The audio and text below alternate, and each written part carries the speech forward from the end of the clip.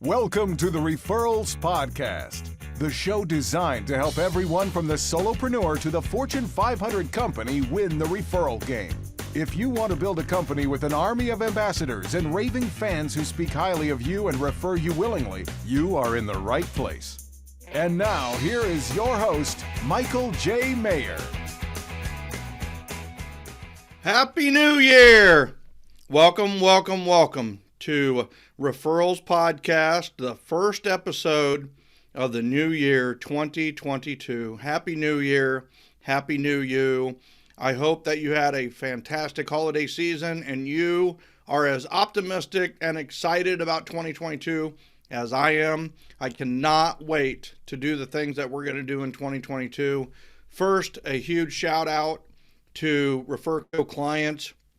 We set a goal that we wanted to have 1,000 Referco clients by the end of the year, and we ended up with over 1,503 to be exact, Referco coaching clients, and a big part of that was you. You referring us, you recommending this podcast, you letting people know about me and what we're doing with Catalyst Coaching and Referral Mastery Academy. So first and foremost, a thank you for a record-setting 2021. It would not have been possible without you. And when you recommend people and when you refer people to us, I will tell you that I love taking care of them. I love helping them, and I love making you look like a hero for recommending us. The nicest thing is we have more clients than we do past clients. If you know what I mean there, in the coaching industry, there's a lot of churn typically, and we do not have a ton of turnover. I was just talking to Toral. She's been a coaching client for almost 15 years with us at Referco, and it just warms my heart to be able to help people build a business based on love, generosity, and appreciation, and to see many of them go from a sales culture, from a sales mindset, to this referral mindset that you have to have.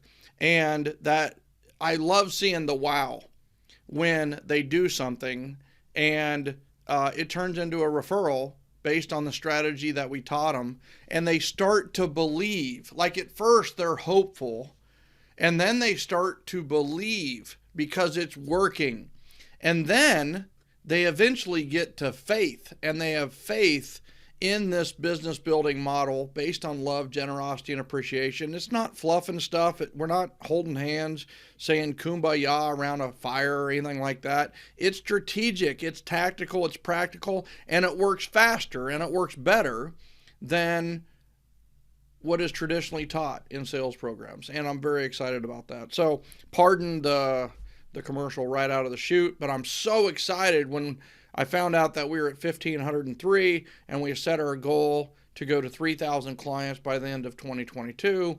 And we have a plan to execute on it to make that happen. So it's just, I'm very excited. Please pardon my excitement, but so excited for the Tribe of Trust and just excited for people to implement the 7L system. So, I will tell you that the Referrals Podcast has been a big part of our success because of you, the listeners, the viewers, and because of our team in the back led by Sheri, Maher, who has made the Referrals Podcast possible. We're at over 250,000 downloads, 250,000 downloads of our podcast episode. That's just amazing to me. And we are currently in the top 50 in Brazil and Mexico and several some other English-speaking countries like Singapore. And we're a top 100 podcast in marketing in the United States. Referrals Podcast, one topic, referrals. Real people, real stories, real referrals. People want to hear your stories. They want to hear how you got referrals. They want to hear how we're building businesses based on these amazing values of love, generosity, and appreciation. And so what we decided to do with the first one right out of the chute of 2022 is do a best of 2021. And so we're going to count down the top 10 best or most downloaded podcasts for one. Now, I excluded the ones I just did by myself. So these are guests only podcast ranked in terms of downloads. So let's get right to it.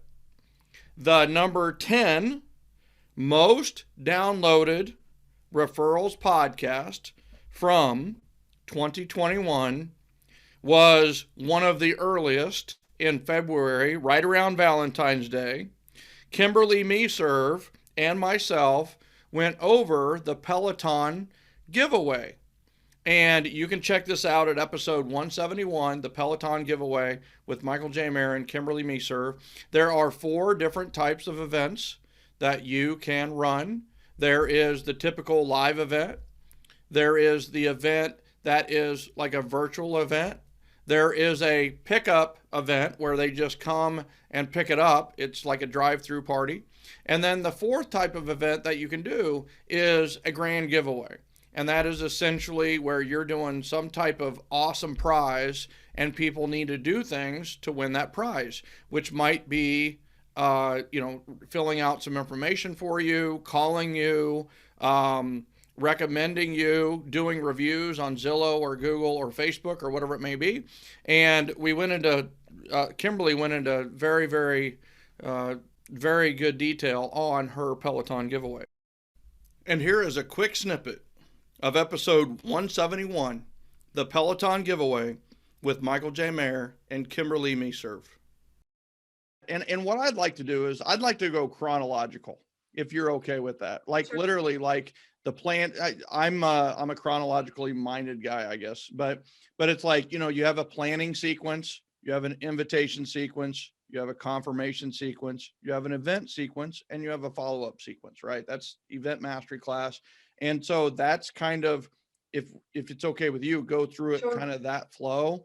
And then people are like, literally mentally, they can go through November and December and like, all right, so this is kind of how this flowed out. But one of the things that you kept repeating mind share, right? Which, we do need to stay top of mind, but we need to remind that we need to stay top of mind in a good way. They're staying top of mind, being ridiculous or being political or being religious or being, some of these other things. In this case, you're giving away something with so much value. I mean, in some ways, you could be saving the life of the person who wins this bike because they get on it, they exercise, they lose weight, they get in shape, they have fun, and their life is better. Yeah, and I think that as real estate agents, I actually was spending some time reflecting on this morning because I have like my Facebook friend list is maxed out, and this isn't like me bragging, but most of those people are real estate agents. Yeah. And I was scrolling through my feed and it was like 5 posts in a row of the same people asking the same question. And I'm like, oh my God, like, come on guys. And it was like, if someone knocked on your door today and wanted to buy your house, would you sell it? And people think that that's the mind share strategy. If we've done a good job at the beginning of establishing ourselves as the professional, we don't need to keep reminding them. Like when your dentist calls you, you don't think, what do you do again? You're like, no, that's my dentist. And so when we're coming to them with something of value, with an excuse to talk to them, then that's a totally different conversation. So you just asked me to go through it chronologically. So I'll kind of like walk you through the process. So people, I think, fail in events because they fail in the planning stages of it. So I spent some time, I think really the inception for this idea was in midsummer, maybe July. And I kind of like did some research, then had to put it on the back burner, then did some research again. And I wanted to make sure like, okay, I'm spending $1,800 on something. I want to make sure that this is successful and we're getting a result out of it. We're not just going to slap this together. So I spent some time just kind of reaching out to other agents that had done giveaways, not necessarily Peloton, but like I know Tony Baroni is a good agent in the Tampa, Florida area. They do a lot of giveaways on their team. And there was like a video that I saw of them sharing their system around it. And I think they do things like restaurant, like date night type things or like fishing excursions. But I just kind of like looked at their system and all the things they had shared. And I was like, okay, I like that. Like, I'm going to take that. And then I talked to a couple other people that had done giveaways successfully. And I pretty much just like borrowed all the best things that I liked from it. And we planned out a bunch of touches before. So 2 weeks out from the event, we texted everybody to give them a heads up, put this in your calendar. I doubt anybody did, but it really was just so that we weren't like slapping them upside the side of the face day of being like, call us like to win a Peloton. It was like when we reached out again, it wasn't a surprise. It was more of a reminder to them. So 2 weeks. Kimberlee, real quick on that. So if you were, I don't mean to interrupt you, but I want to set the scene for everybody to make sure they truly get the gist of this. Is like, if you were to describe the Peloton giveaway in like 2 or 3 sentences, like what is the Peloton giveaway, right? It's you're going to give away. How are they going to win it, right? So call in between 9 a.m. and 5 p.m. for a chance to enter a Peloton. Super simple. So you picked a certain day. Let's call it December 12th. I think it ended up being what's Giving Tuesday in December. That wasn't intentional. It just fell on like, well, we don't want to do it right before Thanksgiving there are no accidents. It happened on Giving freaking Tuesday. It happened on Giving Tuesday because it needed to happen on it. You were giving Peloton on Giving Tuesday. I didn't even know it was Giving Tuesday until someone told me.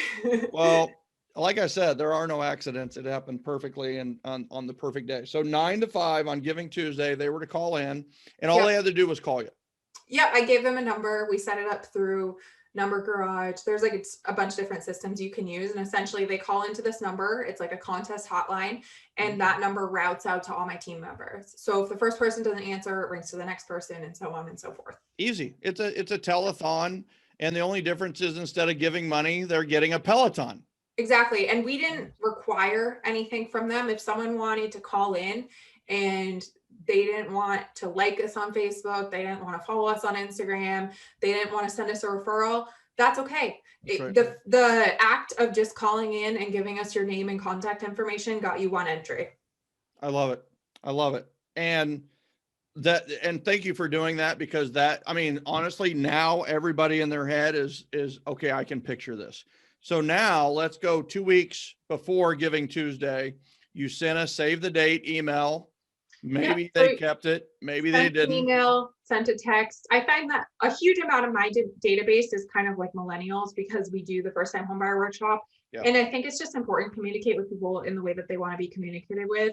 My database likes to be text. Like, I know that we always talk about having voice-to-voice conversations in real estate, but I'm going to talk to the people in my world in the way that they want to be communicated with. So 2 weeks out, it's like, hey, just so you know, we're doing a Peloton giveaway, save the date. And then the day of, what I did, and you could do this through a mass text, but it's going to totally bombard you. My intention was to do it through a mass texting service, but the service wasn't working that day, and it ended up being kind of a great blessing in disguise. Wow. I went through and I manually texted everybody in my database in like blocks at a time, and you could tell, like, we would get when I was sending those texts out, we would get flooded with calls in. So if you sent everybody a text at once, like, there would be so many people that you would miss. You were sending like 20 at a time on your own. Yeah. How many do you have in your database?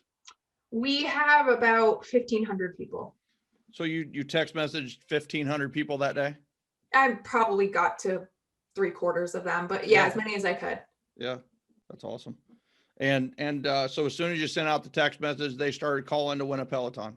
Yep, exactly. Okay. And so how did you keep track of it? Yep. So what we did was we created a Google form that collected their name, phone number, contact information, like all the basic contact info. So I gave all my team members a script of what to say when they call in. And it was like, okay, for 1 entry, we just collect your contact information. If you want to win additional entries, and we had like a great way of phrasing it, I'd be happy to share the script with you if you want to put it into like the show notes. But basically it'd be like, hey, like, thanks so much for sharing that. Do you want to have some extra opportunities to win? And almost everybody was like, yeah, totally. I think we maybe had like 1 or 2 people who were like, no, I'm all set. They could get extra entries for liking us on Facebook, following us on Instagram. Those were like 1 each. And then we'd be like, okay, great. So that puts you at a total of 3 entries. Do you want to get 3 more? And what you can do is connect us with someone who's interested in buying, selling, or investing in real estate. You have to connect us with that person by the end of the day. And that will get you 3 extra entries. And I had a couple friends that were like, they wanted that Peloton so badly. They were like, I am going to find every person, damn it. Excuse my language. But it's fun. Like people, you'll see how competitive some people can be about winning. Totally. And you gave them a way to get more entries. I just did this with a Super Bowl square contest that had similar results, right? If you do this, you can get more entries. And I mean, you're competitive. My sister is super, super competitive. The Mahers are pretty dang competitive. And my sister is really competitive. And guess what? She ended up winning $300 in the Super Bowl squares contest because she's competitive, you know, because she wanted to win. But guess what? The winner was really me. I mean, if you really think about it, one more thing I missed that I think was really impactful was we also gave them an opportunity to get additional entries if they shared the giveaway with someone. There you go. So that just got us like into contact with new people. Even if someone didn't know someone that wanted to buy real estate, we were getting more people for our database. And when you say that, so they shared the giveaway. So tell a friend about it. And then when they would call in, we would say, how did you hear about this? Yeah. So, did you give them anything to share, or was this entirely verbal? So if I called in and said, all right, you can get some, if you follow Instagram, if you tell, connect us with someone, and then you go, if you share it, did I get anything to share it, or what were the instructions to share it? If you share it, so tell your friend to call into this number before 5 p.m. and if they mention your name, we'll give you additional entries. I love it. Brilliant. You're getting a lot of mobiles doing this. Yeah, we got a lot of new contact information for our database. Yeah, I love it. Now here's the thing on the Peloton. At the time, they were big time back ordered. Did it arrive on time? Did that happen okay? So it was a past client of mine that what we ended up doing was I was going to order it on their behalf, like after we picked the winner. And then I was like, well, there's a lot of stuff you can get when you buy a Peloton. You can get like extra accessories, a mat, shoes, all this stuff. And I was like, they might want all this and that's not going to be included. And it's cheaper when you order it all at once. So I actually ended up just Venmoing it was past clients of mine that won. I Venmoed them the money. And then they sent me a picture a couple weeks ago. They won their Peloton and it came in the mail or got delivered. The number 9 most downloaded episode for 2021 is episode 174, Get Referrals with 7L in the B2B, business to business world. And that is with Josh Dougherty. And that was a fantastic episode. Josh really discovered that B2B is really B to B to C. And that was such a big aha. And he talked about how he started treating his contacts at these businesses like real relationships and consumers.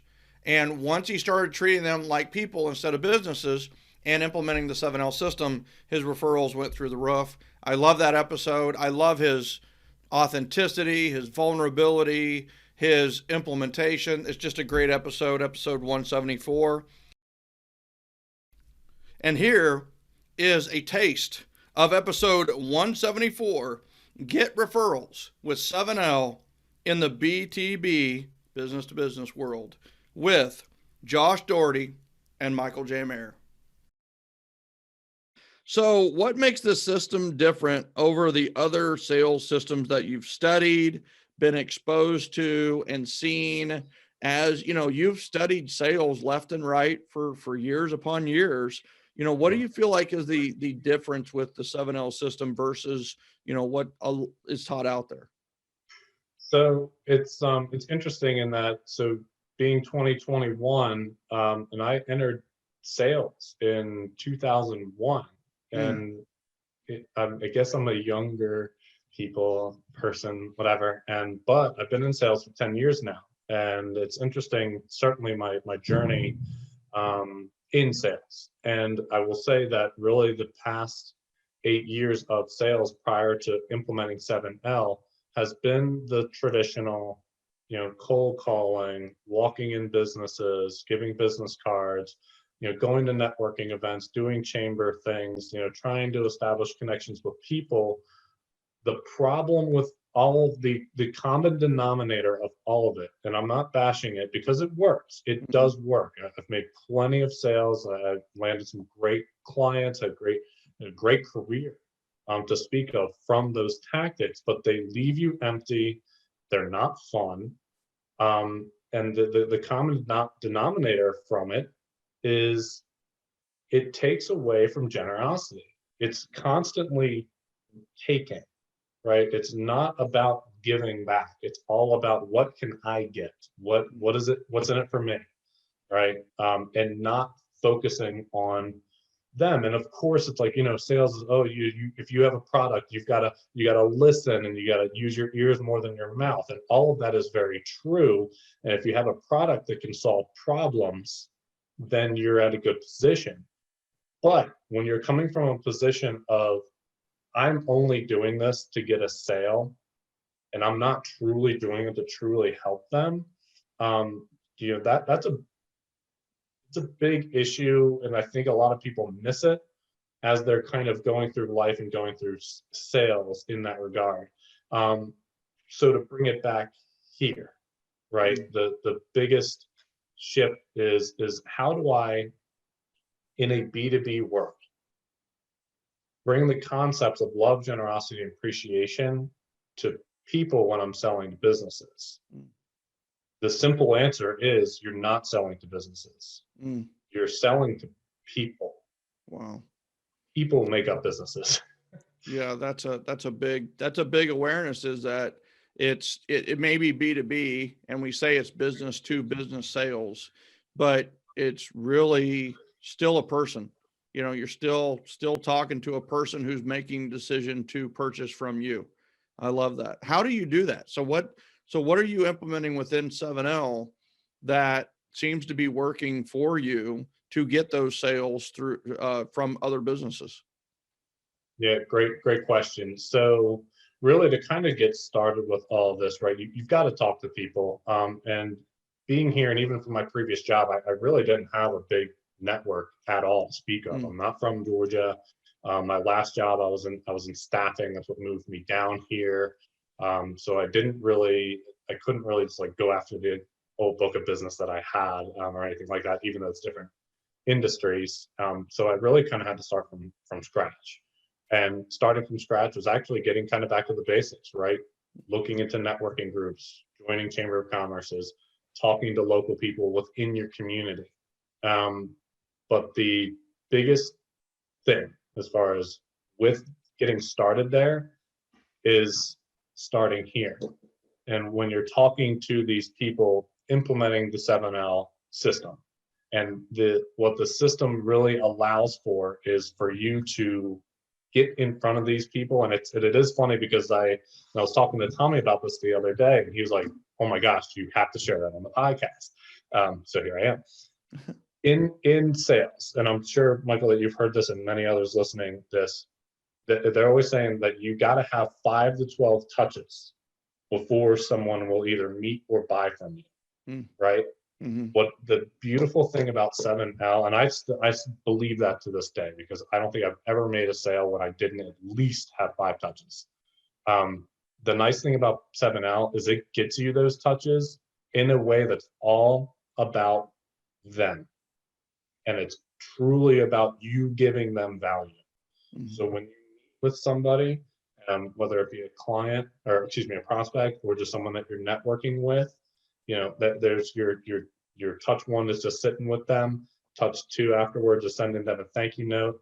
Touch 3 is they either text you back via, if you haven't watched the Power Note video, definitely do. Get that text message back, that call back.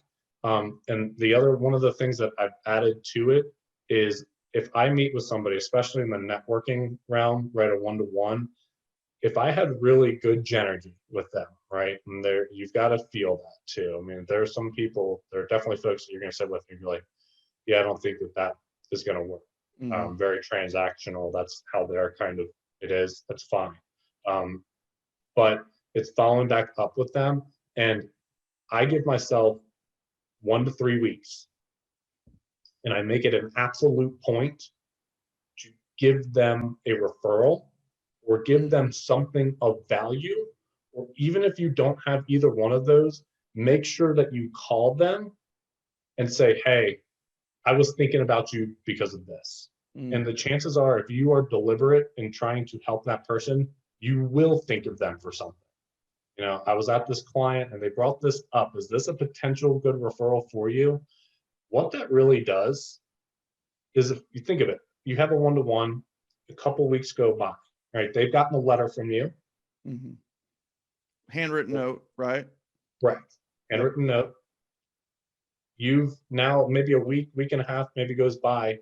Now you're calling them and saying, either I got something for you, like a literal, here's business for you. I was thinking of you because of this, or, hey, we were talking about this. You said you needed help with this. You know, it could be something personal, right? Like, I'm looking for a church group or something like that. I found this, you know, talking to someone about this group. You've now, within that time frame, gotten close to 10 different touches. That's and it's right. all about them. Yeah, I And love now that. they're like, Josh cares. How can I help him? And it's funny when people ask, how can I help you? Being in health insurance and in benefits, I say, don't. They go, what do you mean? That's I said, awesome. Nobody wants to talk about health insurance. Yeah. I said, however, I said, you'll know it when you hear it, because if someone's complaining about their health insurance, ask if they've got someone to talk to, and then they can hit me up. But that's it. And I'm telling you right now, is that you have job security forever, dude. Because, I mean, every year it is a question of what to do with health insurance for everybody, including entrepreneurs. And as a business owner, I mean, I remember the year when Howard Schultz said that he spent more on health insurance than he does on coffee. And for those of you that don't know who Howard Schultz is, he is the founder of Starbucks. They spent more on health insurance than they did coffee. And his, trust me, his meetings around the board were as much about health insurance as they were about where they were getting their coffee and how much they were spending on coffee. And it's that way for all entrepreneurs. And by the way, for those of you that are entrepreneurs and you have health insurance questions, this is the guy. Reach out to this guy. He's going to help you. He can help you no matter where you are at. In fact, I'm going to do that right now. I usually reserve that for the towards the end. But Josh, if somebody has a health insurance question and they have a need in that arena, and maybe you can help them with the products and offerings that you guys have with Experience Benefits, how do they get a hold of you?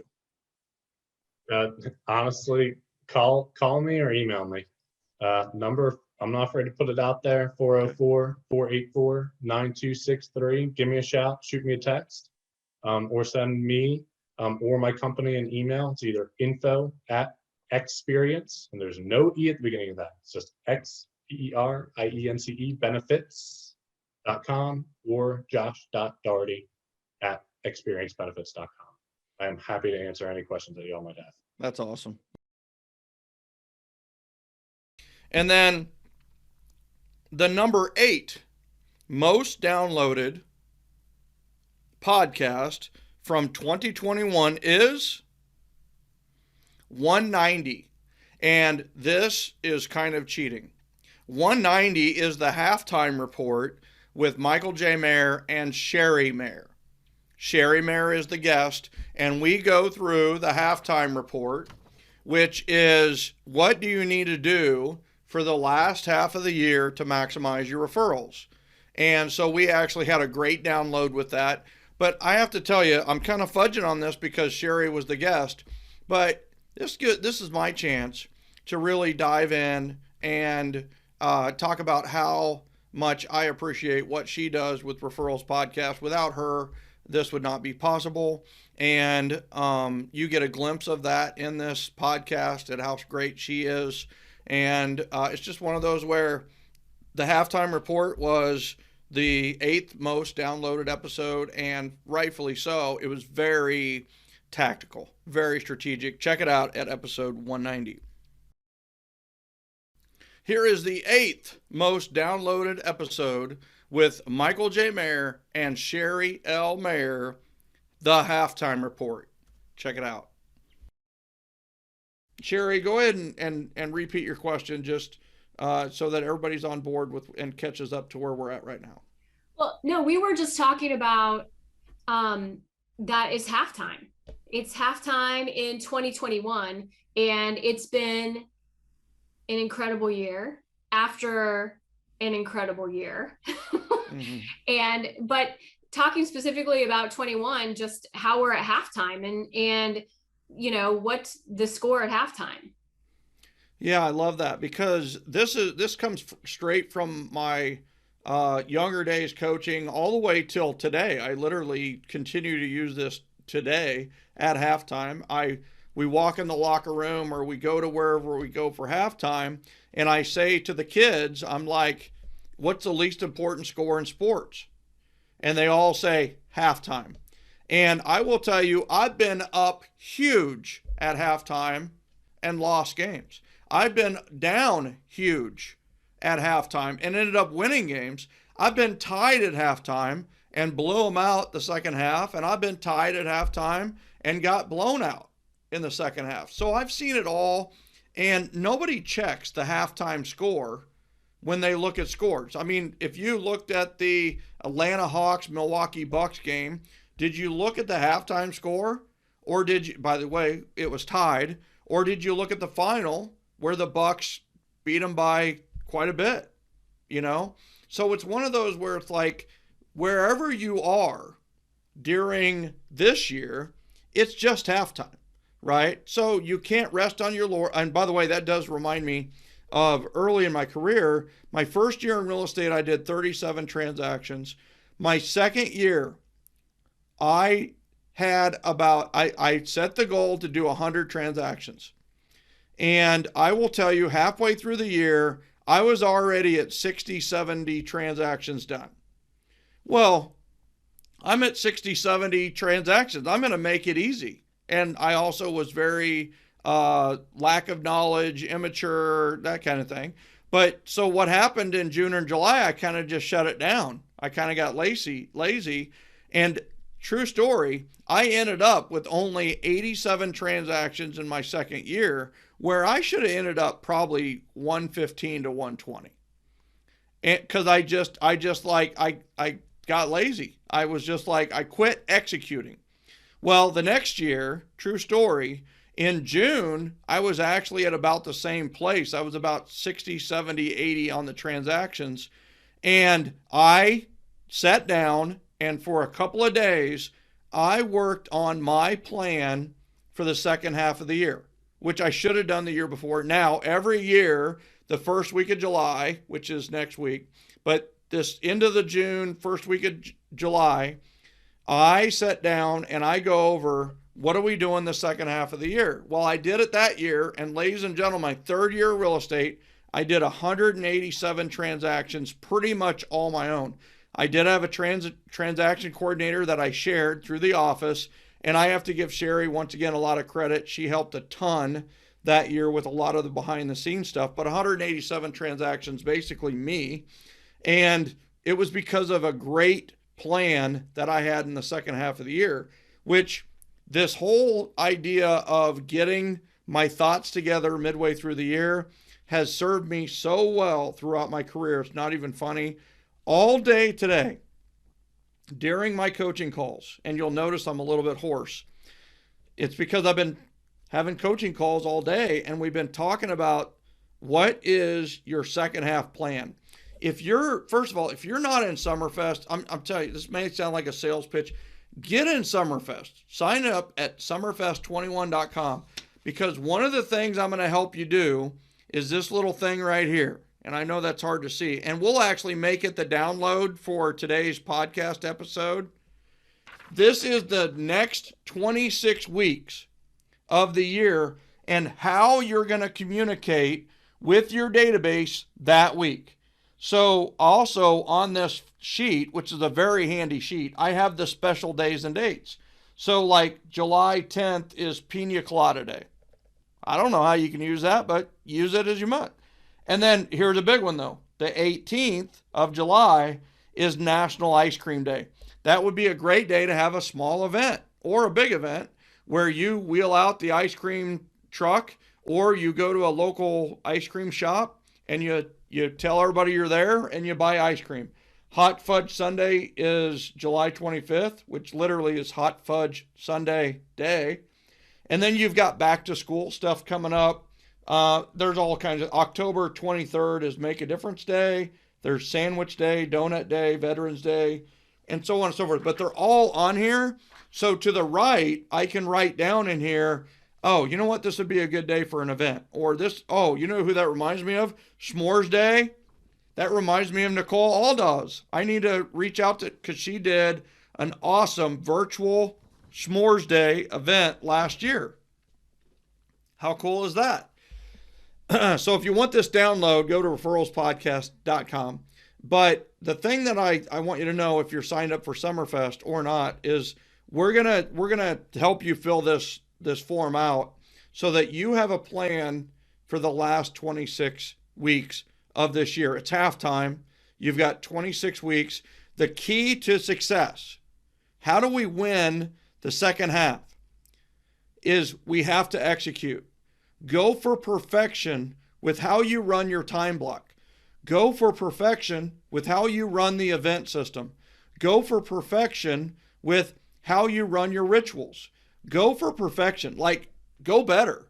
Do better with whatever it may be. Pick a ritual, pick a system, pick an event, pick a plan, pick a communication, and you know what? Improve on it. Do it better. And that's what we were talking about today. All of our coaching clients are filling out this form. They're putting in how they're going to communicate with their database. One week it'll be phone calls. Another week will be handwritten notes. Another week will be text messages, video message through email, an event, that kind of thing. And guess what? You finish that by the end of next week, and you have power. There is so much power in, like, okay, I need to do calls this week. Don't worry about handwritten notes. Don't worry about text messages. Don't worry about emails. Just focus on phone calls. The next week, it says handwritten notes, just 5 a day, 5 handwritten notes a day. By the end of the week, you've invited maybe 25, 30 people to your event through a handwritten note. Trust me, they're going to attend if you invite them through a handwritten note. I'm just such a huge believer that we can just wane off and just slough off if we don't have a plan, if we don't know what we're doing each and every week. Great time to revisit. That's why all these sports have halftime, where you go to the locker room and you reorganize based on what the world has thrown you, based on what the opponent has thrown you. You have the ability to change your plans and execute even better in the second half. And that's the opportunity we have in front of us today, this week.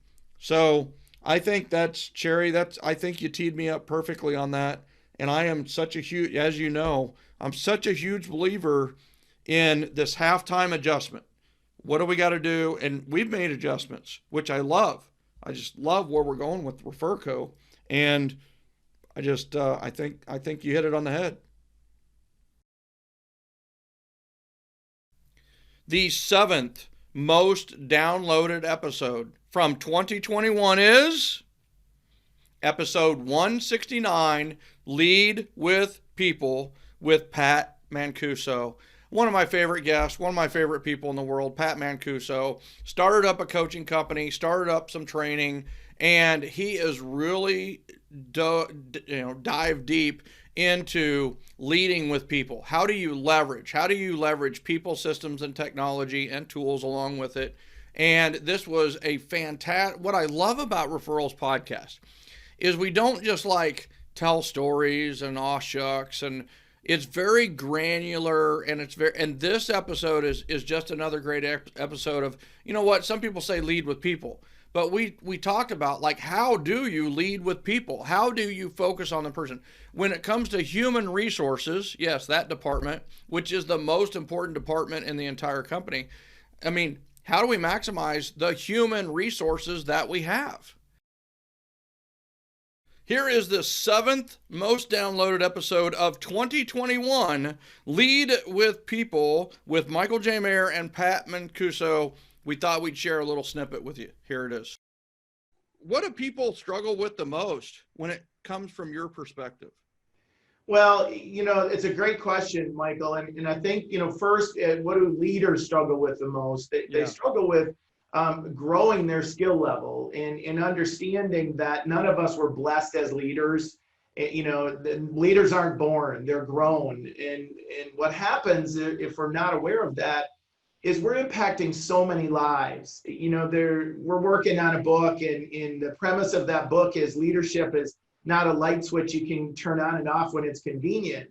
And so you don't get to flip the switch off as a leader. And far too often leaders do that, and they're thinking about themselves when frankly they should be thinking about their people. And so growing your skills as a leader is so critical, and even more so critical in today's world. And we just see a lot of people who fail there because either maybe ego, they're not willing to continue to grow and learn. And it's been said many times, people don't leave a company, they leave the leader. And if we just stop and ponder on that for a second about the massive investment companies make in people, and then they leave the leader, they don't typically leave the company. Yeah. That's a amazing statement. I've heard like different reasons, like people think they leave for money, but most of the time they're like leaving for growth, or they're leaving for a challenge, or they're leaving because of the leader. And they might even say they're leaving for the money, but they're really not. Yeah, it's like they don't typically, I'm sorry, Michael.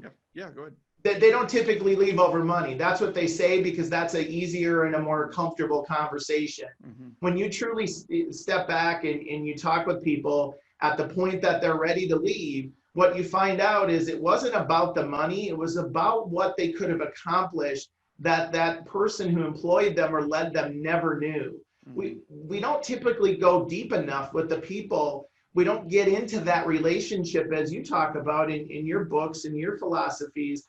We don't know about what makes them tick, what's important for their families, what do they like to do? Mm-hmm. And so then when it comes down to money, or it comes down to looking at greener pastures, it's pretty easy. And then at that point, it's too late. And again, that's such a skill that needs to be developed by leaders. Yeah, I love that, because it is about building relationships with your staff, with the people who work with you and work for you and work around you. And, I have to tell you, you do remind me of a book. One of my favorite books is Dream Manager by Matthew Kelly. Have you read that? I so love that book, Michael. Oh my gosh. It's an amazing book. And if people haven't read it, they should go read it, because that is it's a simple and yet impactful concept. Yeah. And what's interesting in it is that I took some of the questions from Dream Manager that the Dream Manager was asking his staff and applied it to everyone. It is really like being a human as a leader. And I love, generating interest and getting interested in them. And then once again, they become interested in you. And that's the thing is like, there's so much of this life that it takes us first, right? It's Proverbs 11:25. Which just says, he who is generous shall be prosperous. Notice generous comes first, mm-hmm. right? It doesn't say once you're prosperous, be generous. But the second sentence is, he who refreshes others will himself be refreshed. And it's like, if you want people to be interested in your goals, go first. Be interested in their goals. To be interesting, be more interested. And that's where those level of questions and that kind of thing come into play. Is you ask these questions, you get interested, and they're like, oh wow, like this person wants to know me more as a human, and all of a sudden they succeed more, or they start to achieve their dreams, and they're like, oh, what the guy who's trying to make me achieve my dreams, or the gal who's trying to achieve my dreams is like, I need to help them achieve their dreams and achieve their goals. And a lot of times that can happen within a week or even a day in some cases. So I love that. Well, and in that book, they talk about the impact, not just of the one-on-one relationship with the employee and employer. it's well beyond that. And those people don't leave companies. And if you've not read the book, you certainly need to go read it, because it talks about one particular industry in general that has a super high turnover, and how they took that turnover from about 70+% down to less than 10%. And it was because they invested in their people. So yeah, it's all about the people. In fact, if you're not investing in the people, I'm not sure what you're investing in. Yeah, it's your number one asset. It Right. really is, right? I mean, it's how you're going to grow. It's how you're going to fail. It's so on and so forth. And so the other thing too is that, there's three things that you can leverage in business. You can leverage people, you can leverage systems, and you can leverage tools, and technology definitely fits under tools. And it's interesting is that, systems, pretty straightforward. It's a checklist on steroids. Tools, pretty straightforward. You know what a hammer does, the different ways you can use it. You can take nails out, you can put nails in, and you can hit stuff with it, right? So the system and tool, but people, right? It's like this people is this nebulous cloud of difference, every single person. And it's the hardest to figure out, wouldn't you say? Well, it is, and yet it is, because we do it many times entrepreneurially. And when you have a system, let's go back to systems, people, and tools. When you have a system that you can leverage for not only hiring, training, and then long-term leading and motivating, it becomes easier. It's not perfect, because human beings are imperfect. Right. And yet, I truly believe, in my exposure and experience in consulting over the years, that when you can follow a model that works with people, it's absolutely amazing what's possible. So I love that. And so we talked about the challenges and the struggles a little bit of leaders. And I want to go back to that a little bit. And then I want to dive into, you just said RSTLM. So I'm going to dive into those things. So it's one of those where what's interesting, and this was a challenge that I had to conquer early on, was that I was great at self-improvement. Like, I would go to a conference and I'm taking, 7 pages of notes, and I'm ordering it. I'm making a checklist. I'm putting a little box next to it, and I'm checking off the free and easy ones. And then the low investment, I'm investing and checking those off, and like super scientific. And then I come back to my team and I'm going, hey, here are some of the things that we're going to do. Blah, right? And they weren't at the conference, so they have no idea what's coming.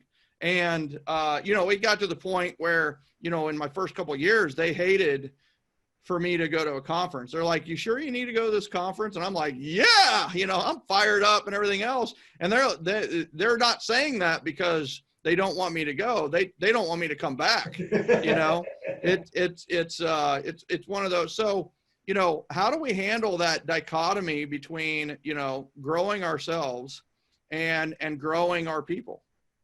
Well, first I would offer that if you're not growing your people, they're falling behind. And as much as, we believe and we coach people that we can, coach others in our business, the fact is that if you're at an event and I'm at an event and I'm on your team, not only are we both growing, we're also getting different perspectives, which will allow that growth to actually take off at a higher, more rapid pace. And what you did, honestly, transparently, is what a lot of entrepreneurs and CEOs do. They go, they take it, they bring it back, they seagull it, they dump it on their team, and then they run to the next thing. And so that you really want to grow people, Michael, so that they can make the decisions that that they have the potential to make when you're not there. And that's true leverage. If we're always having to make the decisions and they're always having to come to us, that's not true leverage, honestly. And it's not empowering them. It's not making it rewarding for them. And therefore they feel like they hit ceilings, or maybe they're not as much of value. So, you want to bring them to as many events as you can, and then just let them learn and grow. And I guarantee you they'll come back with some amazing ideas that you didn't hear because you didn't hear it from your perception. They heard it from their perception. Oh, and here's a great one. The number 6 most downloaded referrals podcast from 2021 is episode 194.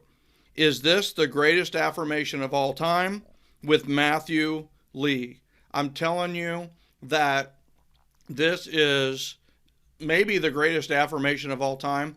And the thing that we have to realize is that everything we say is an affirmation. Everything that we say to the world, especially if we start a sentence with the word I, is an affirmation. So we are affirming all the time. We are either affirming to the positive, affirming to the negative. And this affirmation that he shares is just one small piece of a phenomenal interview on mindset. Matthew Lee brings it. You got to check out that episode. It's episode 194. You probably want to hear a little snippet, a little piece, a little taste of this episode. Number 6, episode 194. Is this the greatest affirmation of all time? With Matthew Lee and Michael J. Maher. Check it out. So what made you decide that you wanted to start practicing a morning routine?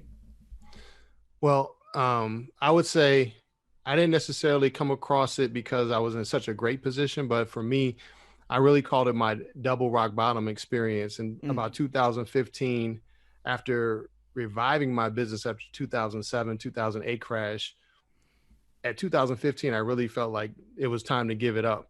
And at that moment, I kind of did what I call my Uber sabbatical. I disconnected from real estate. I realized that at that time, my success was attached to making money. So here I was, this, super successful person, had overcome all these obstacles in my life.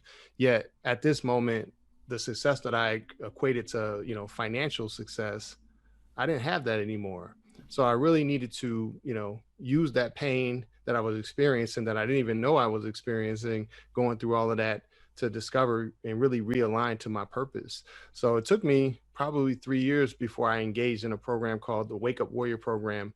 For that, it was all about just aligning to the truth. And part of that process was a morning routine. Well, for me, I was no stranger to that. I started back in like 2003 with the Hour of Power with Tony Robbins. And it worked so well, I stopped doing it. There you go.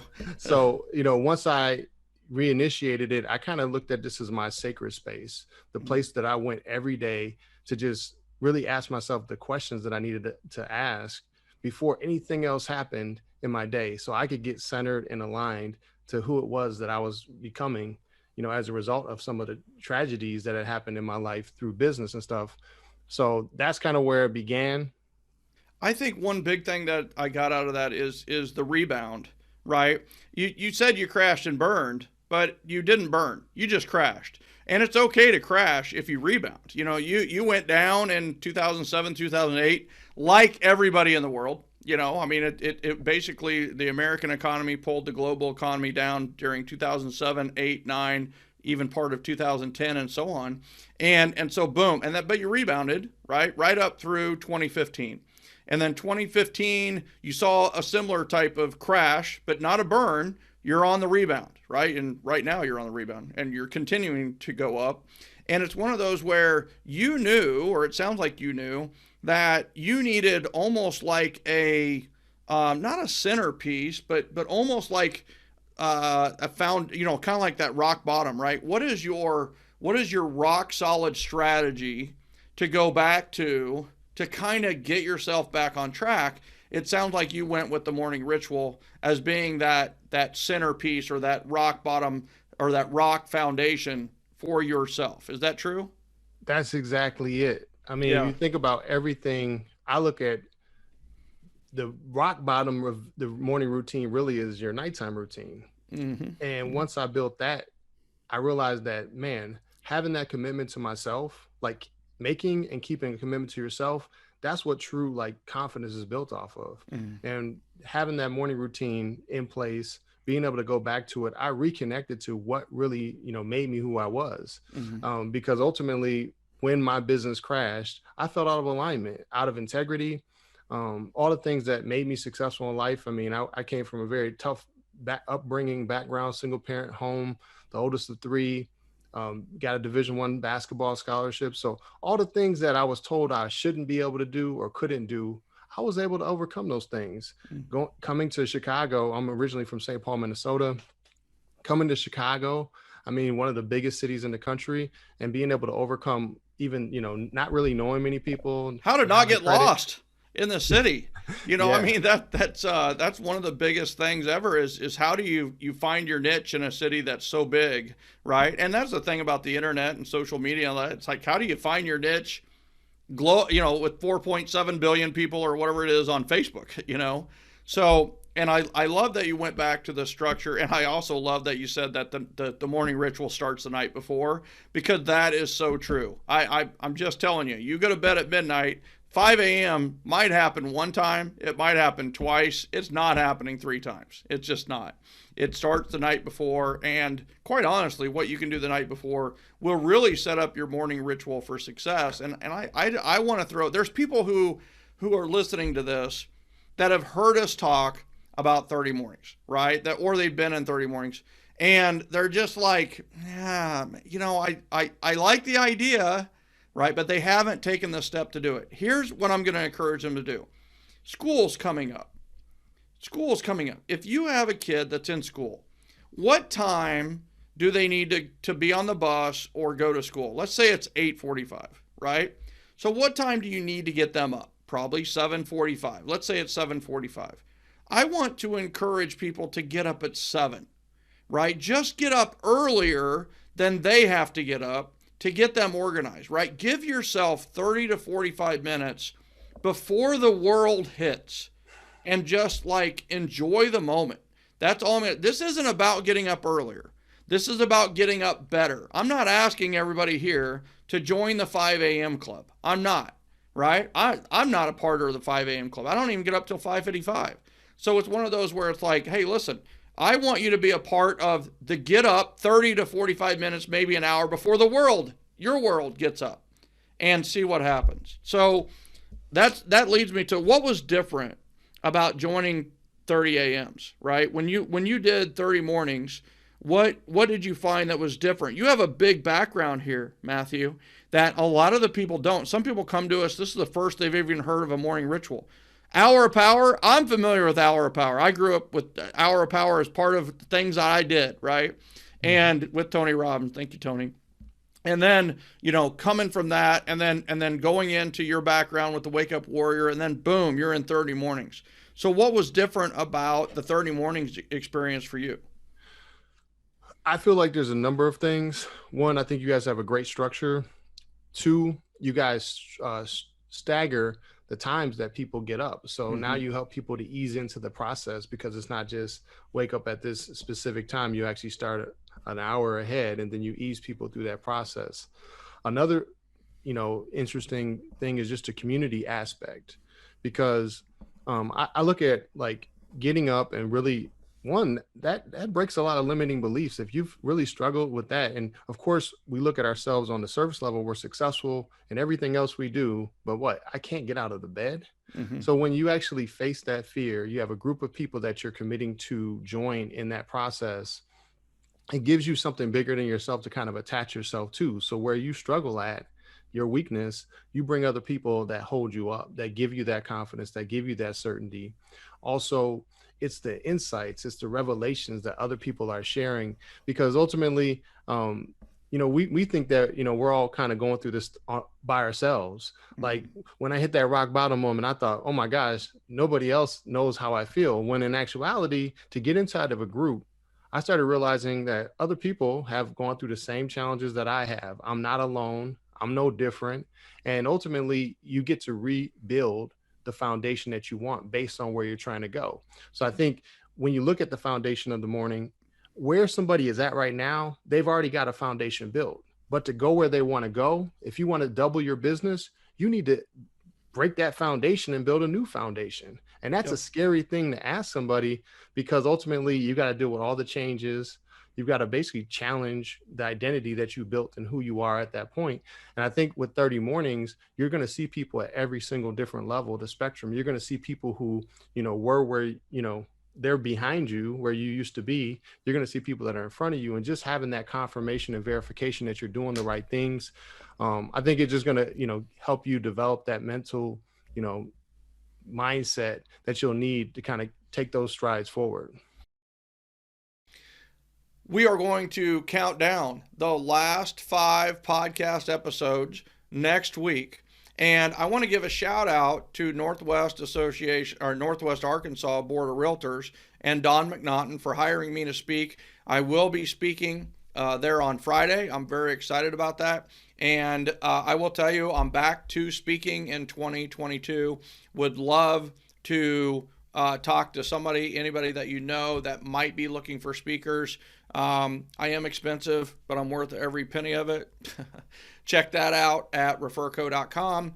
And also, if you are not a member of joingengen.com, if you're not a member of the Generosity Generation yet, come join the private group at joingengen.com. It is our Facebook group, and it is growing all the time. And there are literally referrals happening every single day in there. Eve Henry posted 3 referrals this week looking for real estate agents and other people around the country. So it happens often. It happens a lot. We'd love to have you there.